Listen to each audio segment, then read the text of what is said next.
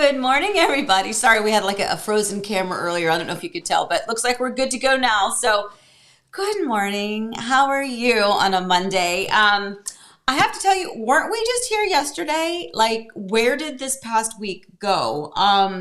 Like, seriously, wasn't I just sitting in this chair and weren't we just doing this like yesterday? It's amazing to me how quickly time passes, and excuse me, every week it's like it goes faster and faster and faster. And I'm like, well, what even got accomplished over the week? But a lot did. It's just, it's kind of like a big blur. But I thank you guys for joining us again this morning. We are here. I am surrounded by dogs at my feet. I have Penny over here, although, yep, and there's Maggie and Zoe and Jenny. So they're all around me. So if I don't move, it's because the last time I moved, when I was cleaning the other day, I saw kind of a big chunk of one of my dog's hair, and I think it got stuck under the wheel of my chair. So I'm afraid to move anymore. But at any rate, I hope you guys had a wonderful week. I hope you had a wonderful weekend. Eric's over here working on some technical stuff. But I hope you had a wonderful weekend. It was absolutely glorious weather here. So beautiful. In fact, so beautiful that Eric and I even took a little bit of time yesterday in between work appointments and phone calls to jump in the pool and float around a little bit, which honestly is probably the first time we've collectively kind of enjoyed that. So that was kind of fun. I mean, we've been in the pool a little bit. We've done the hot tub and things like that. But just to kind of have a moment of going, you know what? We're just going to, put the phones aside for a hot minute and just kind of float around in the pool and let the dogs play. And it was really lovely. So I hope you were able to find some time. It was glorious. I couldn't get out of the pool last night. Like last night. Oh, yes. Oh, I know. Wait, you know what? Shoot. I was going to surprise you with this, but let me see. I don't think I can. Hold on, everyone. I don't know how to do all this technical stuff. So I just have to show it to you old school way. Well, and while you're doing that, let's, I'm going to pull up this camera and just like, okay. Am I here or is it still a frozen thing of you? I'm frozen. Okay, never mind. Okay, cool. Let's go back. Sorry. Yep, that's okay. All right, well, that's that. Yep, now I'm still frozen. But I want to show you this picture, if we can find it. Okay, good. I don't know if you can see that. Can you see that picture? Oh, here, I'll go this way. So again, I know it's not high tech. That is last night. Eric was floating in the pool. First of all, he worked so hard. We had to replant a couple of trees on the inside of the, turn my phone off, replanted or repotted, I guess, a couple of plants that we had on the inside of the pool area because they just weren't like thriving and they looked kind of yucky. So we repurposed them, and Eric went and got us a couple more, I believe they were foxtail palms, that we kept planters on the inside. So he was really tired, really exhausted. So last night he just kind of floated around forever, and it made me so happy to see him so happy. So anyway, so that was our day a little bit yesterday. Again, there was a lot of work stuff going on, but we have a lot to get to today. And as usual, thank you, Diz Deb. Yes, the lighting is pretty sweet. In fact, Eric told me I can do this. Let me see if I can put this up. Yes. So this morning I actually do have an appointment at 10:30. I have to go meet so this is how real estate works. There are so many elements to it that you just don't really think about. So these clients closed 2 weeks ago, but when the clients moved into their home, they realized that the seller had left a box of watches and some jewelry. And so I'm reconnecting with that seller to give them that. And then the flip side of it is that when the sellers unpacked their stuff at their new house, they realized they had a remote that the buyers were going to need. So even 2 weeks later, we're still trying to finalize this. And, some of those little things kind of go to part of what we're talking about and what's brewing today. So let's kind of, oh wait, I didn't tell you my mug. By the way, Eric has a mug. He just didn't have time to run to the car to grab it. He did an open house over the weekend for one of our listings. And was it Jan, you said? Jan from New Jersey. Jan from New Jersey came by and gave him a mug, which we are going to feature next week. He doesn't have time to run to this car real quick and get it. because I always have mugs and he didn't get one. So that was so sweet. And I say, people just in general are so sweet. I know people are very sweet. And that was really, really, really thoughtful. So my mug, I'm actually going back to an oldie but goodie. This is one of my original Winnie the Pooh mugs.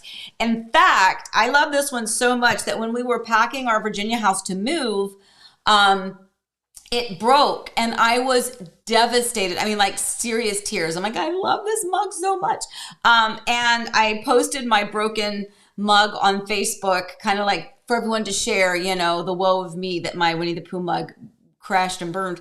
And one of my friends that I went to high school with that lives here said, hey, next time I'm at Disney, I'll see if I can find it. And sure enough, he did. He found it and mailed it to me. And so I have a second mug that is really my all-time favorite. I just love it, love it, love it. Anyway, so cheers to you this morning. I will tell you my coffee needs to be heated a little bit, and I don't have the ratio quite right today. So not really grooving on it, but I have it in any rate. So cheers to you, my friends. Okay, so let's get to what's brewing because we have a lot to talk about. And like I said, I have an appointment later, and you know me, I talk a lot. So let's do our what's brewing.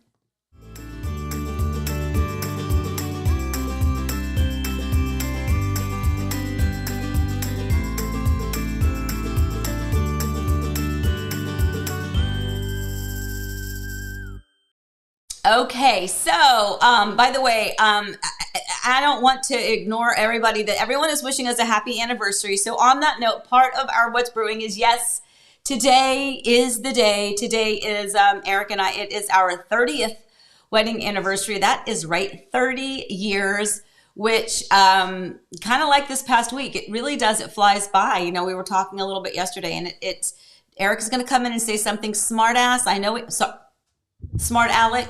I know he is. Go ahead. I love you so much. Happy anniversary, sweetheart. He was going to come in and say. I was not. Okay, well, I love you. I wrote you a poem. Do you want to? No, I'm kidding. I didn't. Not yet. We met when we were performing. So let me see if I can find a couple pictures. Here we go. Met when we were performing, and you didn't add that other one I sent you, did you, babe? Okay, so I'm going to show you that one too. We met a gazillion years ago when we were both performing with King's Productions at King's Dominion. And I did find this was my time hop photo. So this is, and I'm so sorry. This is like so Jakey looking as far as that. I can't even get the thing right. I could never be a weatherman. There we go. So this is Eric and I when we were dating back a gazillion years ago. That was one of the big events at our Allie, looking good for a gazillion years. Thank you, baby. But yeah, so we met when we were dating. I was a dancer. He was a singer. We were performing with King's Productions out at King's Dominion in Doswell, Virginia, which just think Richmond. And thus began our journey together. And yes, here we are 30 years later. I would still choose him every day, every minute, every time. Not sure if he's going to come in and say something. I know my husband. Oh, okay. He's standing over here and I'm like, he's getting ready to say something. But at any rate, thank you for all of the happy anniversary wishes. Eric, did you want to say something? Because you were standing there. I don't want to ignore you. Well, I mean, one of the foundations of our marriage is I only speak when spoken to or allowed to. So happy anniversary. Sorry that I don't have that 27-inch waist that I had when we got married, but well, I'm working on it. I'm the same way. I don't look like that either. But yeah, let's go back and look at that picture, shall we? Yes, let's take a look at us in our heyday. Look at that, though. I swear I cannot figure this out. There we go. Nice bolo tie. Hold on. Yeah, bolo tie. Nice. Good Lord. Hey, well, here's a true story about this dress. You can't really tell it there, but it was a dress that had like the little mermaid, like from the bottom of the knee, it had like a flare out thing, like Little Mermaid dress. And where we performed, there was a costume shop and there was all sorts of talented just seamstresses. And oftentimes we would say, hey, how much would you charge me to do this? So I actually had someone remove the little, I don't know what you want to call it, but like the little mermaidy kind of fishtail poof out thing at the bottom and just make it a cute little strapless sequin dress. Now that's when sequins were all the rage, my friend. Now I don't know if they do that. Well, I'm wearing the Ricky Martin Living La Vida Loca collection. You were. Anyway, Hey, okay. Hey, baby. we promised more real estate. We are. Today. We're doing lots more real estate. So let's go back to what's brewing. So over here, so pre-closing disasters. So we are going to talk. We have a lot, honestly, a lot to share. A lot of really important things kind of happened over the week that, and honestly, over weeks and weeks and months and years and years. And so sometimes, it's just kind of important for us to give you some source of reality of what can happen and what does happen, but it doesn't mean it will happen. So let's talk about a couple of these. So first of all, when we talk about closings, so closings are, it is the time when you are closing on your home. The home becomes yours. You're signing all those final papers. You get the keys to your home, and then it is not only your beautiful home, it's now your liability. Now, that being said, in new construction, and keep in mind, I understand new construction is not all that we do, but it is such a big part of what we do that I think it's important for people to understand, because when you purchase a resale home, you're going into that home, you already know what it looks like. You already know what the color scheme is. You already know whether or not the paint is going to need to be redone. There's so many elements of it that are already visible to you. You can see it, you can smell it, you can touch it. I wouldn't suggest taste it, but it's there, right? You can see it. But in new construction, you're kind of starting from nothing and ending up with something. And there is a lot of anxiety in that something being created and that something being built. And is it being built, I won't say the way you want, but is it being built giving you a comfort level? Do you like the design options that either you chose yourself or that you didn't have any opportunity to choose because the builder did? Because again, there's so many different ways you can hop into a new construction process. So in a new construction preparation for closing, you are not going to be given your closing date until about 30 days out. So there is no sense asking. I understand, and I totally understand. We need to know that, right? We need to put things in place. We need to know when we're going to schedule the mover. We need to know when we're going to be out of our house. We need to know. Builders, let us know. But the reality is they can't let us know, and they won't let us know until they hit a specific target in the construction process. And that builder will then communicate to the lender, to the title company, and that will trigger the 30-day countdown. And at that point in time, you're going to receive a 30-day notification from the title. Congratulations, you'll be closing, and they give you a closing date. Or sometimes it's a little bit more generic, and they'll say, congratulations, your home is scheduled to close in April. Within the next week or so, we'll give you that final date. So they kind of give you an inkling, right? But 1 week, this is supposed to be the way it happens, my friends. 1 week prior to closing, you are provided a new homeowner orientation, new homeowner demonstration, new homeowner presentation, whatever you want to call it, the blue tape walkthrough. That is supposed to be a more thorough, cohesive walkthrough with buyer, new homeowner, and the builder, preferably your realtor too, if he or she is able to attend. And I absolutely, whenever it's humanly possible, we are there to attend those. Obviously life happens and sometimes we can't be, but we try to make sure our clients are well prepared for those. But in most cases we are there. And that walkthrough is a time for the builder to show you the mechanical aspects of the home, to show you how it works, to demonstrate to you what you need to do to your home as required homeowner maintenance, which is super important. And then it's also your blue tape walkthrough, a time and a place for us to walk through wall to wall, up and down, top to bottom. Is there anything that we need to correct, to adjust? Maybe there's paint touch-ups. Maybe there's drywall touch-ups. Maybe they need to re-caulk. Maybe they need to re-grout. Maybe there's a chip over here in this tile. Maybe there's a scratch on the door. Maybe the baseboard isn't quite perfect and it's bowing a little bit. It's not a time to rebuild your home. It's really just a time to double check the aesthetics and make sure that those look as close to polished as possible. Then the builder is supposed to have that 1 week from that new homeowner orientation, or the NHO. And again, different builders call it different things, but let's just say NHO, new homeowner orientation. So new homeowner orientation to closing, then they have that week to get those things addressed. So in a normal situation, we're walking through the new homeowner orientation. I'm making note of everything as we're walking door to door and wall to wall and room to room. And at the end of that walkthrough, we coordinate that with the builder's list to make sure that all of those items are noted. We sign that those items are noted, that we would like the builder to address those. And by the way, that is not your one and only opportunity ever, ever, ever, amen, right? You still have other opportunities. The home is still going to be under a warranty, but this is for the initial preparation for closing.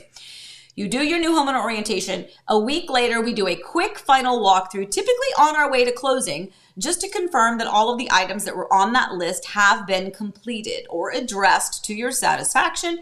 And if not, then it is noted and it will carry over so that after you close, the builder is still aware. So here is the thing. Here are some nightmares. And it's not really nightmares. It's just that as a homeowner, we have to understand that builders have a process and a procedure. We may not agree with it. I don't necessarily agree with it, but it is their process and procedure.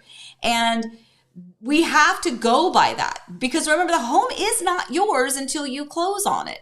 So until then, it is the builder's home, and it is their process, their policy, their procedure, their right to fix the home and work on the home in the manner and in the order with which they deem necessary. We are not licensed builders. So for us, we might go, well, why didn't you just put that, that painter in there? Why, you could have done that. Well, we don't know. Maybe they were waiting for the drywall person. It makes much more sense for the drywall people to come in and fix the drywall before the painter comes in to touch up. And those type of a domino effect, what has to precede the other, are things that we just think as a normal person should be commonsensical. Whereas from a builder's perspective, that's a waste of time and energy. There's no sense putting the painter in there until the drywall is done, because then the painter's just going to have to come back. And the more people you have in and out of your house, the more opportunity there is for something to go wrong and to get damaged. For instance, the cleaning crew. Oh, the cleaning crew. First of all, thank you, cleaning crews. We love them. But as they're leaving, they're supposed to be the last ones in there. As they're mopping out, I cannot tell you how many times this has happened. They're mopping out. If you've ever seen them work, they're literally mopping themselves out to the door, and then all of a sudden, boom, that handle hits the wall. Now there's a drywall ding. Okay, so now we have to have the drywall person come back in and the paint person to come back in and touch it up. So there's a lot of things that happen, a lot of things that are procedural and that have to happen in an order for the builders to get your home prepped and ready. Now, nightmares. First of all, your expectation of what the home should look like throughout the build process, or what it should look like at that 1 week before closing. Our expectation, and this includes mine, because I've seen enough of these and I've seen them from every level of spit polished clean. And are you kidding me? Like, you're bringing us here a week before closing and showing us this? So I've seen it all. But what I can tell you is that a lot of work gets done in a very short period of time. At that stage of the home process, the trades can come in and fix things. I say lickety split. They can if they get there. And again, this is not something we can control. So there is a buyer expectation of what they think it should look like and how fast they think those things should be done. And then there are the builder's perspective of, we know what we have to do, and we're working toward getting that done. Now, sometimes those don't align, and we're panicking. As the buyer, we're like, we're closing in 2 days, and none of this stuff has even been touched yet. Honestly, real frustrations. And I am not defending the builder. I've got a situation when I finish with you, I've got to call the builder and fuss him out because of a situation, of a closing issue, where we trusted the builder to get a few of those issues done, and they didn't. And we go there to check, and the home is not ready, and they've already closed on it. So there are some very real situations in there. But part of it is that we need to be calmed down by understanding that you are protected. First of all, as the buyer, you are protected. You do not close on the home until it receives the certificate of occupancy. And that certificate of occupancy is issued by the county only once it has passed all of the inspections. Now, that being said, sometimes I'm wondering, well, how did it get the CO when the AC is not working? True story. That's the one that kind of happened here recently, which kind of prompted this. And in that case, there was an issue. The AC unit was not working. It was an issue that the buyers had brought to their attention 3.5 weeks, I believe, prior to closing. Hey, this unit that you just installed, it's not working. The house is hot. Now, from a buyer's perspective, I get it. You want to make sure they know. From the builder's perspective, Yeah, we know. We're working on it. Um, from a buyer's perspective, you need to get this up and running or give me a new unit. From a buyer or from the builder's perspective, we have to go through the protocol and we need to troubleshoot the issue, figure out what it is, get it fixed in preparation for closing. So there's two different mindsets happening, and I think that if you have the right realtor who's experienced with it, they can kind of guide you through, this is normal, this is expected, this is not normal, this is high alert, this deems a conversation with a higher up, and we kind of have to bridge that between every single person. Eric, you popped in. Did you want to say something? So Amy, how would they get a hold of a realtor that knows what they're doing? I wonder. That was my Gelman segue to get you to say nice things about yourself. So for instance, okay, so these are. I'm just going to share a couple of things. By the way, Eric got me this dress for Christmas, so I'm wearing it today. So here's a couple of things, and I don't want to go on and on, but these are real life examples, okay? So the AC unit was a real life example, okay? That really happened, and the result of that was that we did get the unit, well, it is scheduled to be replaced. They did have a person out there working literally the day of closing. We went and did the final walkthrough right before closing, and the guy was out there working on it, trying to make it happen. By the way, how stressful, right? You're going to sign almost $1 million for a home in one of the AC. And I say one of, because there are 2 AC units. One of them was working just fine. One of the AC units isn't working. And that causes undue anxiety to a buyer when common sense, could you have addressed this 3 weeks ago? Or at least acknowledge that you knew it was a problem, right? So there's a whole lot of anxiety and tension that's happening there at the end. And there's a whole lot of work, and that's for everyone. Now, so this is another situation, and this is something we're going to be working on today for some clients of ours. This is not closing. This is actually an example of seeing how a builder, and if you've been with me long enough, you know that I always say my measure of a builder is how they recover when something goes wrong, because something always does. And in this case, these are some lovely, lovely clients of ours. They're repeat clients several times now, the sweetest people, and they purchased a home site in a cul-de-sac, been waiting and waiting and waiting for this home to be built. And now that their home is up almost to the pre-drywall stage, they realize that their view is not the view that they expected, based on a bay window that they put in the front of the home, which was supposed to help provide them a beautiful unobstructed view of the fireworks from Disney. And then the home that's being built next door to it, they had to reverse a garage swing, and now all of a sudden their bay window view is looking into the side of their neighbor's house and into their driveway. It's being blocked. So kind of a big deal, not something you can rip the house up and move it over. So we have to go troubleshoot that. What can we do? What do we do? And these are situations where having a realtor is really, really helpful. Even if it's just to, like I spoke to them yesterday and I said, I'm going to be candid with you. I don't know that legally they can do anything about it, like that they even would do anything about it. Now, morally and as a business, they have a moral compass, and I would hope that there is something that they would do to kind of help compensate you for this large lot premium that you paid for this particular home site, which is now not as desirable as, or it's not giving you what you, and first of all, it's still a beautiful home site, but it's not giving them what they expected, which is part of the reason they were willing to pay that lot premium. So there's lots of things that can happen all throughout the process. And then the final thing is, I'm going to mention this one more story, and then we're going to move on to some other stuff because it's important and it kind of ties in. Eric, did you want to say something? No, I think you were going there. Okay, so one more situation, and this one is very, very frustrating for me, like very frustrating on a high level frustration. And this is where you don't get to see her very often, but Miss Amy, if Mama Amy has to come out, it is not a pretty day. I keep her caged. I always feel like if you approach things in a positive way and you understand the other person's side and you can kind of work it together, that's great. But when there's absolutely no excuse for something, sorry, Mama Amy comes out. So I did have a client, and again, super quick story, built a new home, kind of picked it up mostly through the process. So they didn't really pick or choose anything. So that none of that is a problem. The problem was the closing date. And the clients were not going to be in town, which they don't live here. They live across the country. And so they couldn't just, hey, let's just pay a couple $1,000s for our plane tickets to come here and sign a couple pieces of papers and then fly back.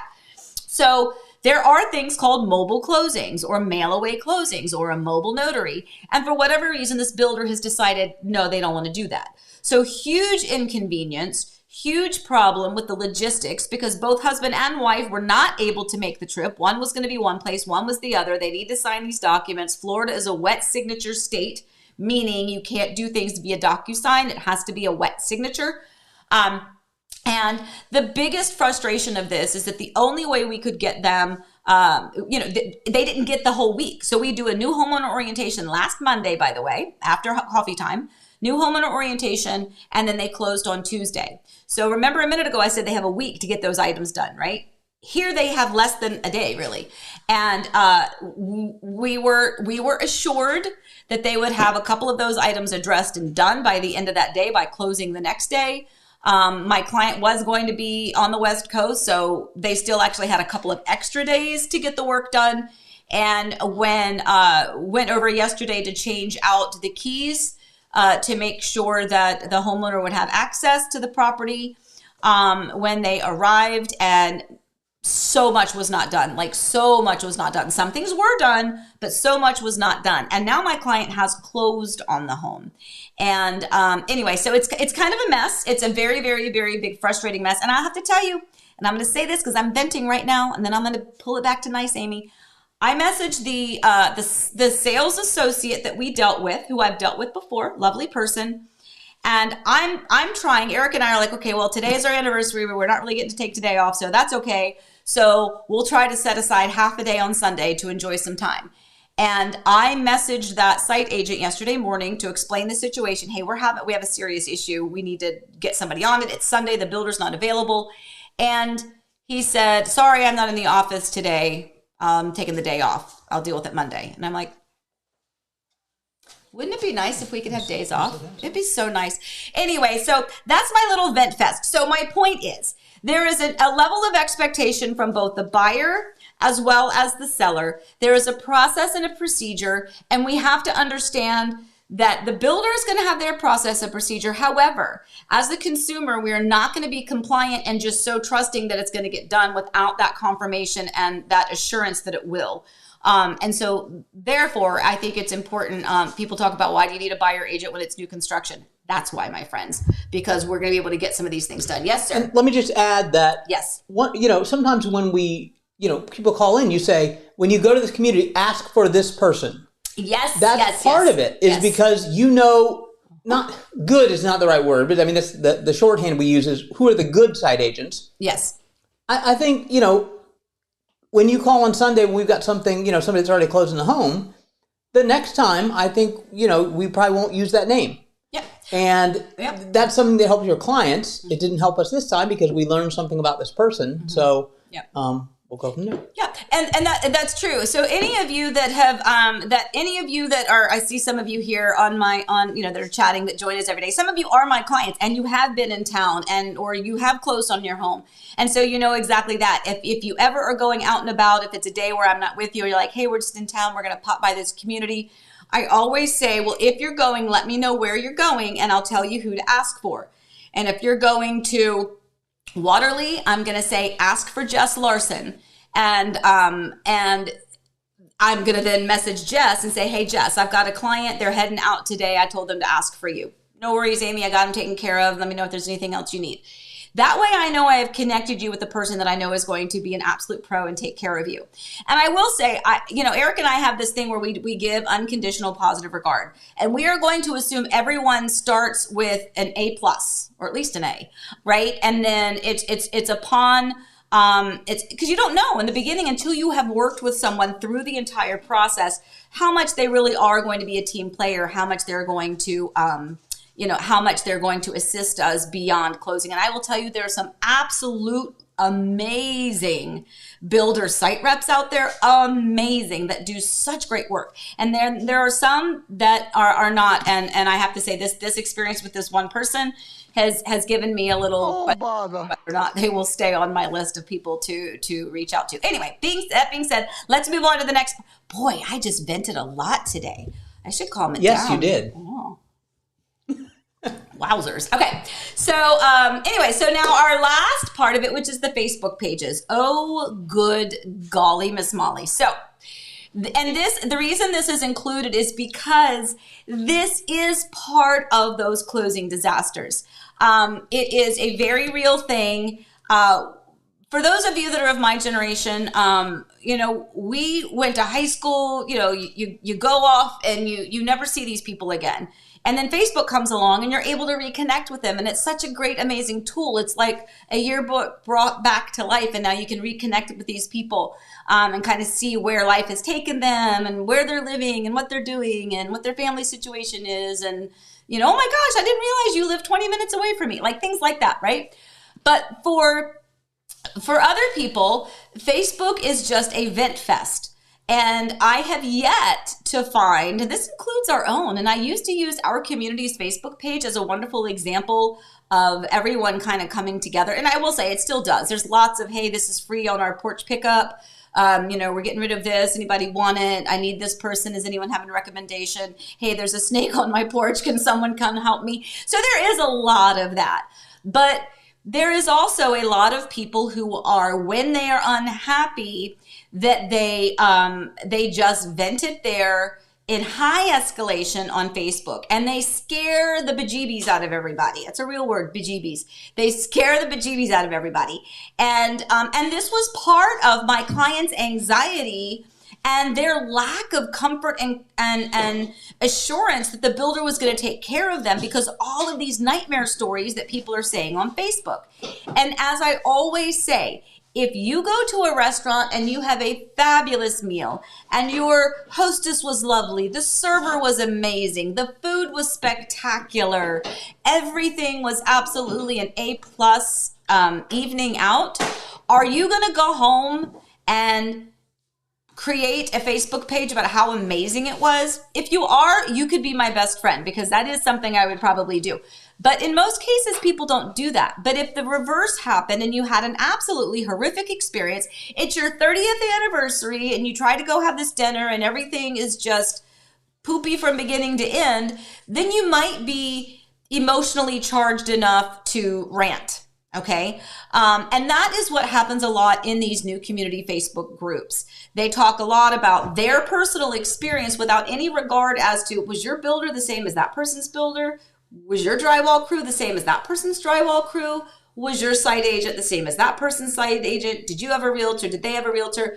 There's so many different things that I think it just escalates everybody's angst. And this is not a time. We're so nervous about that process. You're spending hundreds of thousands of dollars. And the last thing you want to hear for this big investment is the rest of your neighborhood saying, and it's, by the way, it's not the rest. It's like usually like what, 5, that are the same ones that are kind of all at each other. But here's something, and then this is what I forgot to mention earlier, and I'll end this segment with that, which is, so my clients who closed on, when did they close? Thursday. I think they closed Thursday. So my clients who were very nervous, this is my AC unit clients, right? Very nervous, very just worried about, was this going to go right? Am I, and he was so cute. Oh my gosh. During that final walkthrough, he's like, Amy, you tell me, am I like, are we asking for things that are like, we shouldn't be asking for?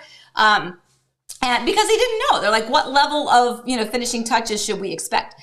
But he was so nervous. He was so frustrated. There were so many like text messages about, this is ridiculous. I don't understand why we can't get a new AC unit. We've told them this 3.5 weeks ago. Very, very emotional, right? And then right before closing, he said one of his neighbors reached out to him. And I hope I'm getting the story somewhat right. So I could be, insinuating here a little bit. But and he said this at the closing table, and it was very emotional for us. He said that a neighbor reached out to him unannounced. And he just reached out and said, hey, I just want to tell you, all of the craziness, all of the nervousness. He's like, I had the same thing. Everyone's talking about the negative, and I'm so negative about everything because I'm so worried about it, and this isn't done right, and this isn't done perfectly, that he realized it was having an effect on his kids. And the kids were no longer excited about this beautiful new home. All of that complaining had kind of sucked the joy out of what they were getting. It's that same scenario. You're looking at you're looking at all of the negative spots that are far outweighed by the beautiful, positive ones. And so it really, I think, changed his mental perception and emotional state kind of going forward and closing on it, going, you know what, everything I'm upset about is aesthetic, and it's all going to be fixed. It's all going to be taken care of. We'd already got confirmation that mechanical was going to be taken care of. And even if the builder didn't take care of it, then it was still under warranty. It was going to be fine. But thank you to whoever that unknown neighbor was that reached out to my client right before closing and said, hey, let's all back it up a step. You have an absolutely gorgeous brand new home in a beautiful community. Your life is going to have this new chapter. Your family is going to thrive. Let's focus on that and stop worrying about all of the ick. So with that note, we'll move on to our next segment. Yes, sir, But Eric? first, I'd like to interject and apologize to our viewing audience for your language. I hate to say it again, but I've got to just call it out. You said poopy. If you could just take a moment to apologize. My apologies. I said do congratulations. Let's do happy things. I am going to do happy things. Well, that's where I was going. And then you interrupted me because you wanted to remind them that I said poopy.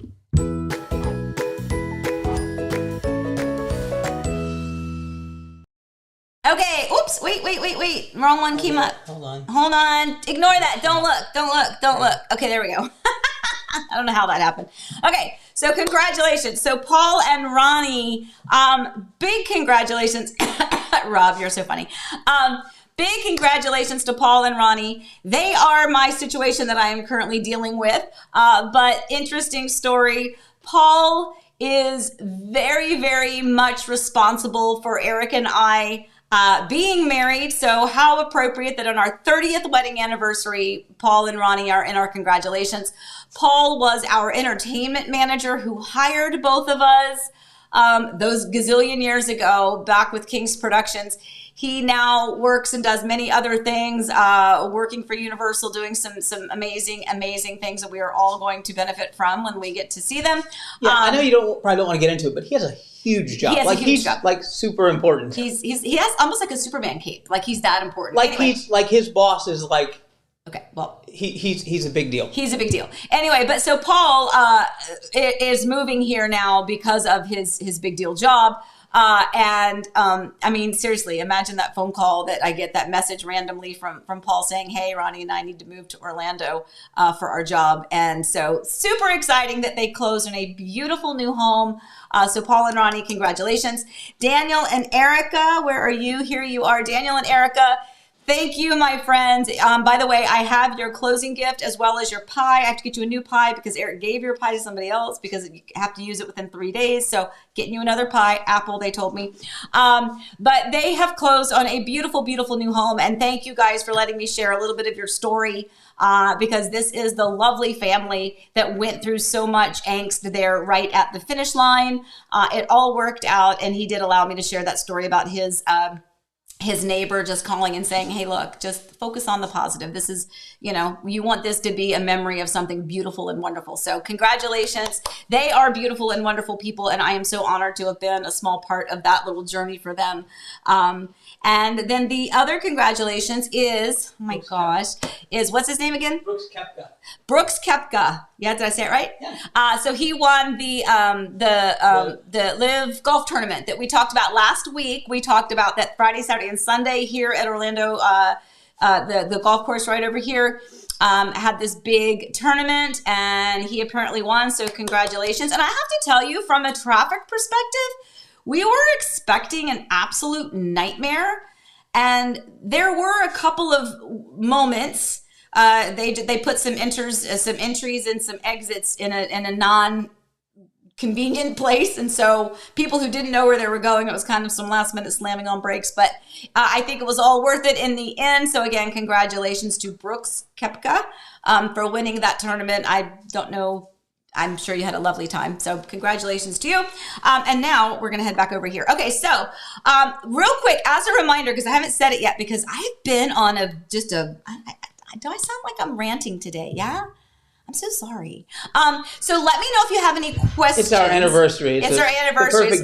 The 30th anniversary is the ranting anniversary. Oh my gosh. Okay. Oh wow, I do see a lot of questions. Okay. So a couple of things real quick. So let me go through a couple of questions and then we're gonna pop over. Is that good? Yeah. So we can have a little bit of interaction here because I don't want to just be like all on you. I want you to Okay.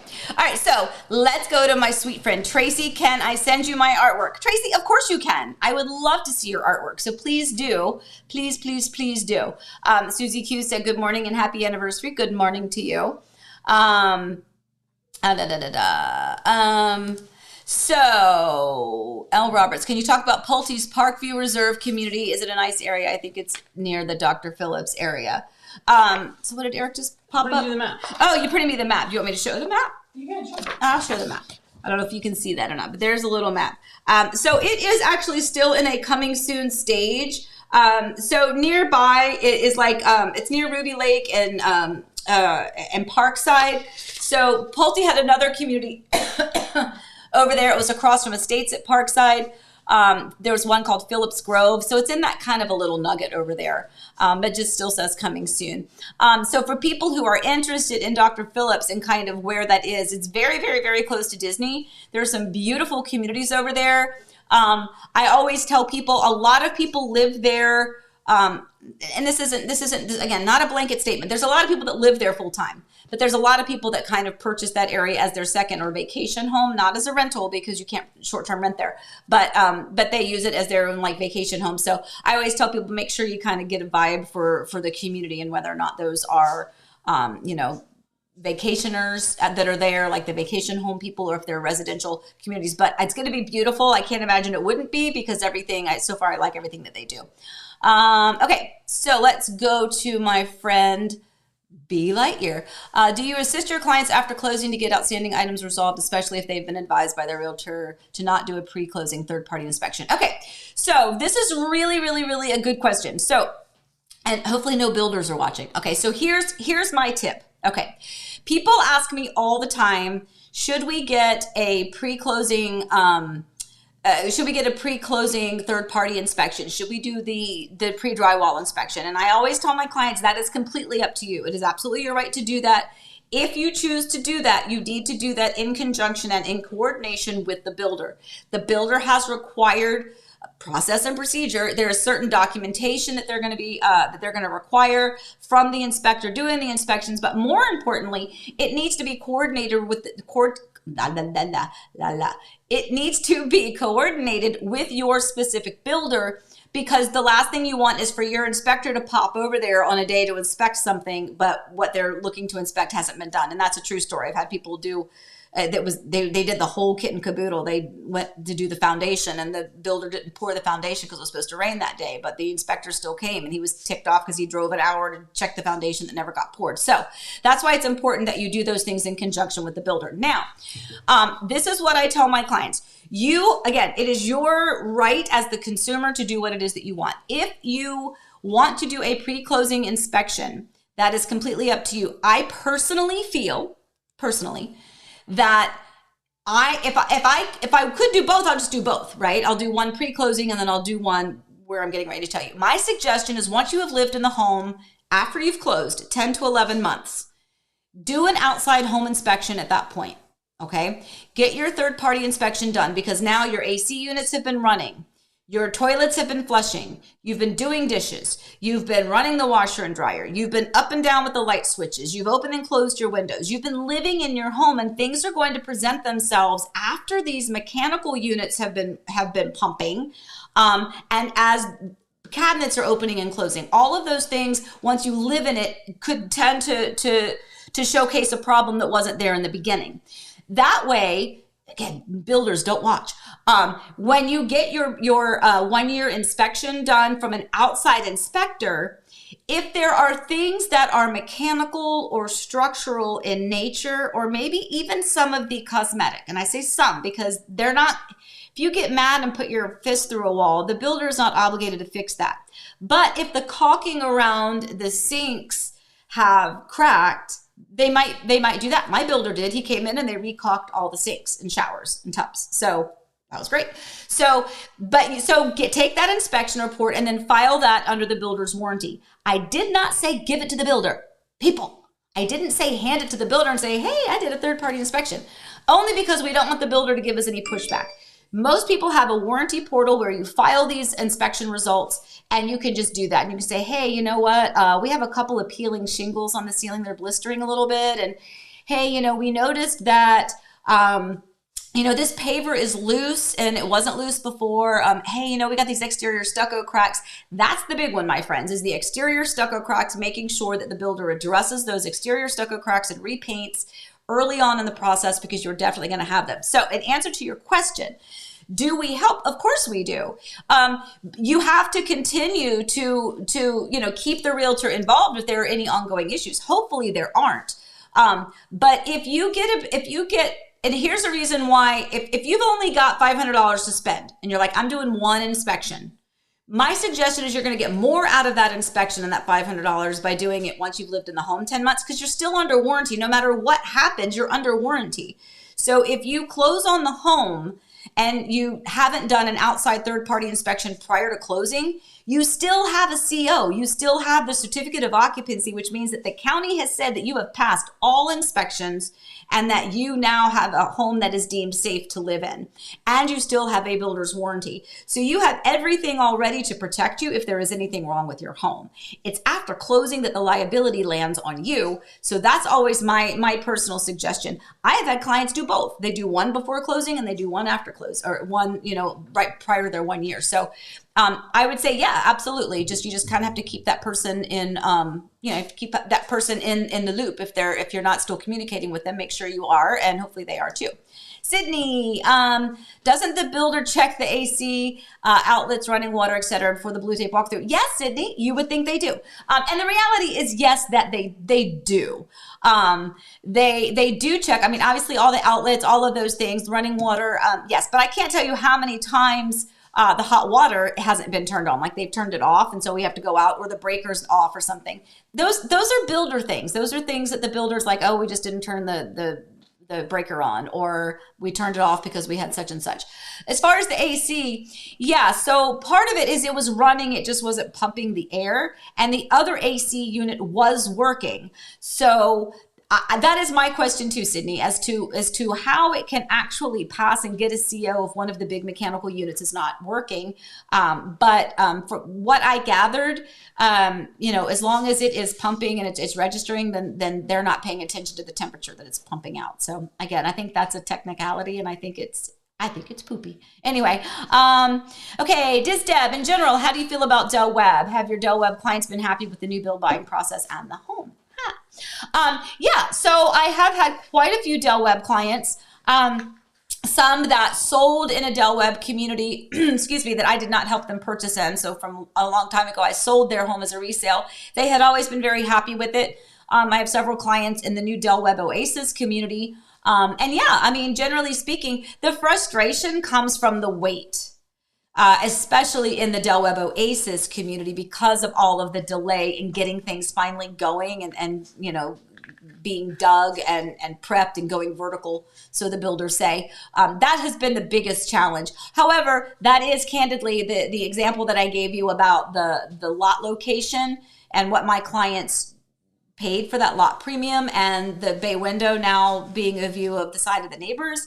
That happens to be in a Del Webb community. So we're going to meet with them and the higher up today at 2:00. So again, full disclosure, they're like, you know what, we're going to do this. We're going to re-landscape. We're going to make sure it's beautiful for you. And then in addition to that, we're sending out the big guns out to meet you guys at 2:00 to discuss if there's anything we can do beyond that. And so I'm getting ready to go there. Yes, sir? I'm just going to give a little tiny preview, because we're not at liberty to discuss the full details, but we're in talks, as they say, to do a preview of Del Webb Mineola in a really cool, special way. Yes. That's all I'm going to say. Mm-hmm. Stay tuned, because that should be really, really cool. Yes, that's true. Kim, your question, if you want to check out some 55 plus communities, how does that work if it's gated? So if it is a new construction 55 plus community and they are still selling, then usually the gate, the guard at the gate, if it is guard gated, you just say, hey, we're going to the models, and then they direct you to the models, and that's fine. If it's a community that's closed out, and so you actually have to have gate access, that's why you need a realtor, right? Because then you can't just go wandering through a 55 plus community, right? If you lived in a 55 plus community, you wouldn't want people just being able to randomly wander in. That defeats the point of a gated community. So if there's resale opportunities in a community, then you reach out to your realtor, and then they can they can schedule showings for some homes in the community. And then while we're there at those showings, that gives us the opportunity then to drive around and to drive through it, but for a legitimate reason, not just because we're sightseeing. But yeah, you could access that. Just just have to go through it the right way. And I do tell people, make sure if you're going and they are selling there, that you just mentioned to them. And a lot of the communities, if it's like brand new, there's no one even at the gate. Like they keep it open during the work hours because it's just constant activity with construction vehicles. Miss Tammy, do you recommend the buyer delay closing when ample items are not addressed? We refused to close due to the builder not addressing a single item, and once many were addressed, we did close a week later. So here's the thing. In most cases, the legalities of your contract is that when you have that certificate of occupancy, you are required to close. Bottom line, that's what your contract says. You unfortunately do not get to pick the date of closing. You do not get to delay it just because it's not convenient, as indicated by my clients that had this wonky situation this past week. And again, contractually, if your home is if it's built and it has received that certificate of occupancy, that is the document that the builder requires for them to close. That is the document that the title company and the state requires that you have before you close. So if you request to close later and the builder agrees, then that's one thing. But most builders are not going to, because they are under the obligation of, we have that CO. Now, does it mean that we can't push closing if it's just blatantly, obviously necessary? Then yes, again, but is it just something that we can willy-nilly just decide, hey, we're not happy with this, we need to replace this cabinet? No, because they'll say, we're going to give you a document that shows that we know that we owe you this cabinet, but that cabinet's going to take 4 to 6 weeks to come in. So there's no way we're delaying closing 4 to 6 weeks. You can live in your home with that problem. We will address it. So that's usually what it is. Can you live in your home with whatever aesthetic additional items need to be addressed because they're not to your satisfaction? Which, by the way, full disclosure, I think everything should be to your satisfaction before you close. So hands down, that's the goal, my friends. But in those instances, and a cabinet is a perfect example, things like that the builder doesn't have, they're going to fix it, but they just don't have the material with which to fix it now. If it is something more aesthetic in nature, then that is unfortunately aesthetic, and that's not going to fall under the builder's reasoning. But again, I agree, we should push it back as best we can. We certainly will try. But again, my point is always to give the expectation of what you can expect the builder to say in return. And they're going to say, no, we'll reflect it as an outstanding item and we'll get that addressed after closing. But we have the CO, your home works, it's safe for you to live in, we're closing. So, and again, that's not a blanket statement, right? Right? Things can happen. But generally speaking, when the builder says close, that's kind of your obligation. All right, so let's go back. Let's do a Zillow fun thing. Want to do Zillow now? Actually, why don't you just do the market update, and then we have more questions. So do the market update, take some more questions, and then we'll probably be at time. Okay. And we'll show Zillow next week. Market update. He wants me to do the market update. Where's market? Where's my picture? It says market. There it is. Here it is.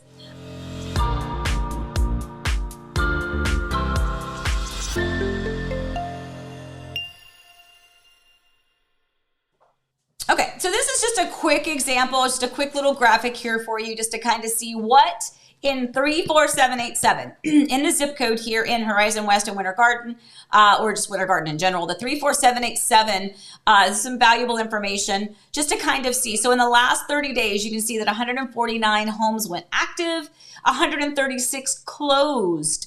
120 went pending. So that really, and if you look at all of that, I mean, some of it's all relevant, but some of it stands out more than others. But if you look at that, the absorption rate is about 33 days. So currently we're kind of, and I think Eric says he likes to describe it as like a supply and demand thing, right? So how many buyers are out there looking versus how many properties are out there for them to look at. Right? I think that's a good way to kind of explain it. And if you look at that now, the average days of the market in the zip code, is it still 45? Around 45. 45-ish days. That's the average time in the market. Does that mean something can sell in 10 days? Of course. Does it mean something can sell for 70 days? Yeah. But the average days on the market is around about 45 days. So, and that also, you can see kind of a fluctuation, especially here in Winter Garden, fluctuation of price point. So, a buyer looking at 500,000, that absorption rate might be quite different than somebody who's looking, at the $1 million price point because of the number of homes that are out there. Eric, did you want to say something? He's wandering by. No, you're fine. That's basically what I was going to say is, at a $1 million price point, there's not as many homes, but there's not nearly as many buyers. Correct, right. So the absorption rate on $1 million homes is probably 60 days. Mm-hmm. Yeah. So I think that's a good little graphic just to kind of demonstrate to you kind of what's going on. But so let me go. What do you want me to do after this? I'm going to do the. You can do whatever you like. Yeah. All right. So let me do this. Let me do the Zillow just for funsies.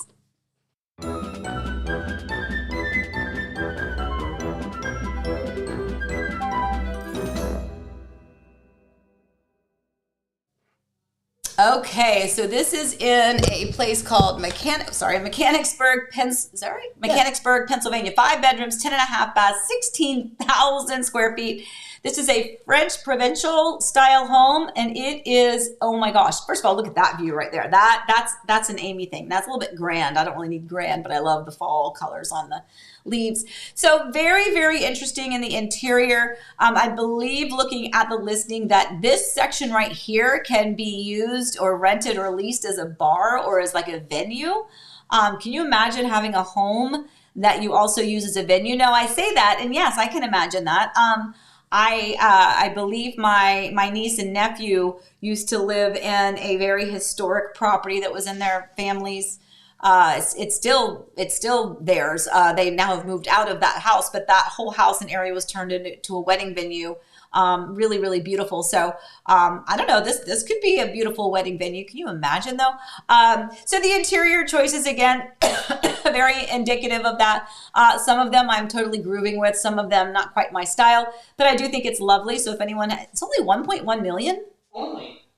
Well, I mean, when you think 16,000 square feet. 1.1 million. That was my point. I mean, 1.1 million is a heck of a lot of money. I'm saying for 16,000 square feet. Here's my question. First of all, that's an Amy kind of house. 5 bedrooms, but 10 and a half baths. 10 and a half bathrooms. That's a lot of bathrooms. Like, why would you have that many bathrooms? Like, that's over 2 bathrooms per person. And you see that huge spa? I know, right? That's pretty amazing. Anyway, I love this. So if you are the happy owner or seller or a potential buyer of this property, invite me over because I would love to see this one in person. That really is. That's a pretty big old house to be just a house. But at any rate, okay, so let's move on. We are going to go to what I'm watching.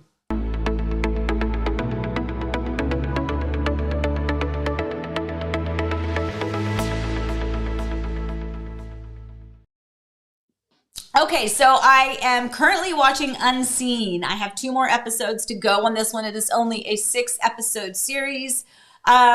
It was just another one of those, there's really no rhyme or reason. Sometimes I just get tired. I just scroll. Here's what's funny though. Eric, the other day, we were going to try to watch something. We had our neighbors come over and they're building a pool. Our neighbors 2 doors down, but we had offered them that they could bring the kids to our pool if they ever needed to. And so they've taken us up on that. And so they popped over the other day, brought the little ones and they were out in the pool. So Eric and I kind of escaped up to the media room and we're like, well, let's just watch a show or 2 of something. And we were scrolling and he's like, what about this? What about this? And I'm like, I've already seen those, but I've watched it so much now that it's recycled. So some of these new releases are not really new releases necessarily. They're just ones that have been recycled through. I'm like, I watched that like last year. Anyway, Unseen is new and I like it so far. I mean, it's interesting. She is a maid and finds herself in a bit of trouble when she's trying to find her missing husband who just was released from jail and she couldn't find him. And so that's all I'm going to say. It's pretty good. I liked it. What was the question, Eric? It's at the bottom. It's Buzz, ask again. Buzz. At the very bottom. It's right there on the screen. Right there. Oh, I got you. Okay. All right. Oh, so hold on. Let me go back here. Okay. Wait. All right. So one more. Okay. One more. Once a client chooses a realtor for new construction and they are on the contract, does the client have the right to remove them from the contract if they feel they aren't being advised, supported by the RE? No, you cannot. The realtor is protected. And that's part of it. I mean, that's the legality. You can't change realtors. You can't remove them from the contract. So no, unfortunately, but I would say if you have a problem with your realtor, you should reach out and you should say, hey, I need some advice. I need some information. And a lot of realtors don't understand new construction. I was actually early on in my real estate days, I was at this mandatory meeting to go over new compliance issues with contracts. And I remember someone got up to talk about new construction. And they got up, they had their cup of coffee, and they're just leisurely strolling. He's like, new construction. Like the whole room starts laughing. And I'm like, why is everybody laughing? He's like, this is the easiest one. You just take your client to the builder, you drop them off, grab your cup of coffee, and you walk out, and you're like, see it closing. And I'm like, oh my gosh. Like that, to me, I was like, no, that's not what you're supposed to do. But that is the perception of what a lot of people in new construction think or feel. I don't think or feel that. We try very, very hard to be with our clients through the entire process. We have a Flickr account for our clients so that they can see the home as it's being built all throughout the process. I'm almost always with them when they're out looking. There are certainly times when people are going to go out and they're going to look on their own, or if they're whatever, and we help guide them and set up those appointments. There's a lot of lull time, I will say. So whoever your realtor is, one of the things that's important is to understand that, there's a lot of hurry up, hurry up, hurry up, hurry up. You contract, and then there's a lot of nothingness because there's like 3 months worth of permitting time. Again, depending on where you are throughout in the country. But for us, it's about 3 months of permitting time. Nothing's really happening within those 3 months. So it's not really until pre-drywall or until construction starts that there's going to be more movement. But my suggestion is always, if you feel like your realtor could or should be doing more for you, then ask them. Hey, this is where I am. I'm feeling a little uncomfortable. Can you tell me about what does this mean for us? So anyway, hopefully that helped a little bit. Okay. Well, and I would just interject that we get so many people that say that we get a lot of calls where, can I switch to you? I'm not happy. I'm not happy with my realtor. And unfortunately, no, because, you signing the contract is essentially what the builder is paying the realtor the commission for. Yeah. Now, the way to fix that is pick the right realtor to begin with. And I would just say, ask a potential buyer agent before you start, what is it you're going to do for me? Because you're not paying the realtor anything, right, but they are getting paid. And so, human nature is such that you want to know up front, what are you going to do? So you mentioned the Flickr account. We're going to show up at your property. We're going to be here to answer questions. We're going to do a lot of stuff for you. And it's mostly because we care. We want people to have a good experience. So ask up front, or I would say, Amy, just call Amy at 407-848-8042. That was my little transition. Yes. So in all seriousness, though, you can't change realtors. That realtor is protected, and that is important from the realtor's perspective. However, I agree with Eric. Before you start the process, if you find that that new construction is the path you're going to go, make sure that particular realtor is well versed in what that looks like for where you are. And let them, be your advocate, because they're your advocate. And there's a lot of realtors that don't want to do, honestly, I've heard this so many times, it makes me want to get sick. So many realtors want the quick transaction. They want 30 days and they want to get paid. So they want to get a client, find you a home, get you closed, take your money, move on to the next. And when I have clients that are like, hey, I'm like 2 years out, and then all of a sudden it's a year later and they're like, hey, we're a year out now and it's time for us to get moving. That relationship to me is so much more exciting to see these things come to fruition where we've been through that entire bumpy process together, or that smooth process, or the variation of both. It just makes it so much more rewarding. And so like for Daniel and Erica, I will tell you, I was not able to go to their new homeowner orientation. And honestly, it hurt my heart so badly, but that was the day of Eric's surgery. And I thought that he would be out of surgery and that I was going to be able to go get the surgery, get him home, and then leave and go to their new homeowner orientation, until I went in thinking he was going to be done, and they told me it was going to be 2 more hours. So that kind of hurt me a little bit, but I had approached them prior to that saying, hey, here's the situation. Do you want to have a phone call? Let me tell you kind of what to look for, what to expect. And they said, well, we feel comfortable. We're good. We've been there quite a bit. We know who the builder is, so we'll be fine. But I was there with them for the final walk. I was there with them for closing, and all of that's important. And I think that's important too. So make sure your realtor doesn't just leave you once you sign the contract in new construction, because that is what so So many realtors do. Okay, one more thing, and then I have to go. And I'm going to do really quickly. I'm just going to do Allie's. Well, first of all, I want to show you Allie and Hong. They are finishing up their Korea trip, their Korea belated honeymoon. This is them wandering around in the streets of Seoul. That is my son-in-law, Hong. This, to me, I think this is when they kind of first got there. I love it. I love thinking of what he's thinking right now. You know, being born in Korea and moving here when he was young. That is his cousin that's to his left. She pops into the view here in a minute.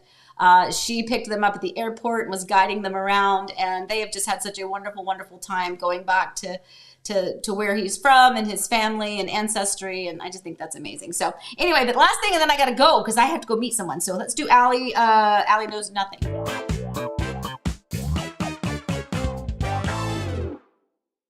What exactly are closing costs, and do those... Shut up. Leave me alone. What exactly are closing costs, and do those count at all towards the actual home loan? Okay, oh my gosh, I love her so much. And that is Zoe. Zoe is here somewhere. Okay, so real quick, let's talk about closing costs because that's a really, really important question. So I'm going to speak faster than I normally do. Closing, hey, be nice. 30 years, buddy. So closing costs are fees that are associated with the process of closing that are not included in your mortgage. So whatever your closing costs are above and beyond that number. Whereas last week's question, I believe, was earnest money deposit. And we said that whatever you pay in your earnest money deposit, whether it's $5,000 or $50,000, that money is going towards your overall final purchase price. So whatever you pay in your earnest money deposit is a deposit toward the final pricing. However, closing costs are outside of that. So that is important to know. You have to have the funds with which to close. That is why a lot of builders will provide you a closing cost incentive if you use their preferred lender. So if they're saying, hey, we'll give you $10,000 towards your closing costs, that's huge because closing costs are real. Those are real figures that have to be paid. And just as an FYI, this is a very abstract kind of a percentage, but if you're wondering what closing costs are, I tell people that they are typically about 5% of your loan amount. So 5% of your loan amount. So now you can do the math on that and what that might look like to you. But closing costs, and I actually have, I can't show it to you because it's a legal document, but I have an actual ALTA statement. And ALTA is the American Land. Oh, where did I write it? Here it is. American Land Title. I was going to say Land Trust because that's our title company. American Land Title, Association. And that is your ALTA statement. It used to be your closing disclosure, but now we have two different versions of it. Same numbers, they're just configured different ways. Everything on your closing disclosure or your ALTA statement is going to be reflected as a debit or a credit. And these fees, I'm just going to read off some of them. By the way, all buyers and sellers are legally required to be provided these numbers within 3 days of closing to review and to agree upon before your closing can happen. That's important to remember. But some of them are, I'm just going to read down. So there's a lot of things that are prorated, like your taxes. So the seller will owe taxes up until the day it closes, and then the buyer will get a credit for that amount. And then the buyer then pays the rest of the taxes, but they already got a credit from the seller from the portion where the seller owned it. So we have county taxes, non-ad valorem taxes. There's underwriting fees, appraisal fees, credit report fees, flood certifications, ALTA's owner policies, loan policies, I mean, just all sorts of title searches, warranty deeds, the doc stamps, tax stamps, documentary transfer fees. There's HOA things in there. So all of those types of things go into your closing costs. And so that's why I kind of tell people, you want to just think about it as about 5% of your loan amount. And that usually will be close-ish, but you will be provided those numbers, and you have to legally be provided those numbers within a few days of closing. And with that, my friends, I gotta scoot. You gotta go. I do. I have to go. I have to put shoes on because I still have my bedroom slippers on. I just realized. So with that, let me wrap it up. Let me remind you all to please stay safe, stay well. Remember, we love you. Thank you so much for joining us on our anniversary celebration-ish today. We're not really celebrating today. I mean, maybe a little bit, but not much. Anyway, but we did. We celebrated with you. So thank you guys. We love you. As always, please stay safe, stay well. Happy house hunting. We'll see you soon. Bye.